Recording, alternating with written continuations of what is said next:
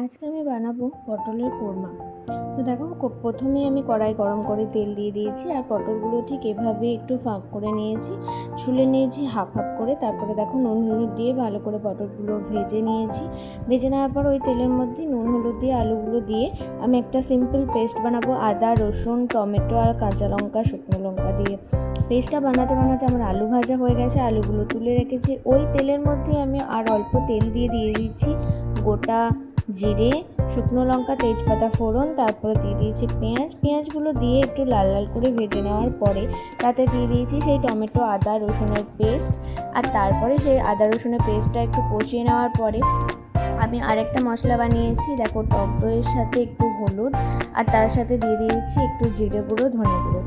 এটা ভালো করে মিশিয়ে নিয়ে আমি দিয়ে দিয়েছি কড়াইয়ে, ভালো করে সেটা কষিয়ে নিয়েছি। আর এই দইয়ের বাটি ধোয়া জলটা তো একদমই মিস করি না আমি, তোমরাও করো না। তাই এই দইয়ের বাটি ধোয়া জলটা দিয়ে ভালো করে কষিয়ে নেওয়ার পরে দিয়ে দিয়েছি অল্প চিনি স্বাদের ব্যালেন্সের জন্য। আর তারপরে দিয়েছি একটা স্পেশাল আইটেম, সেটা হচ্ছে পোস্ত। এই পোস্তটা না দিলে কিন্তু সেই স্বাদটা তোমাদের আসবে না। পোস্ত দিয়ে ভালো করে নাড়াচাড়া করে তারপরে দিয়ে দিয়েছি আলুগুলো একটু সিদ্ধ হয়ে এলে আমি দিয়ে দেবো পটলগুলো দিয়ে 10 মিনিট কষিয়ে নেওয়ার পরে আমি জল দিয়ে দিয়েছি। জল দিয়ে আমি মোটামুটি 10 থেকে 15 মিনিট আমি হালকা আঁচে ফুটিয়ে নিয়েছি। ফুটিয়ে নেওয়ার পরে শেষে একটু ঘি আর গরম মশলা দিয়ে নামিয়ে নিয়েছি।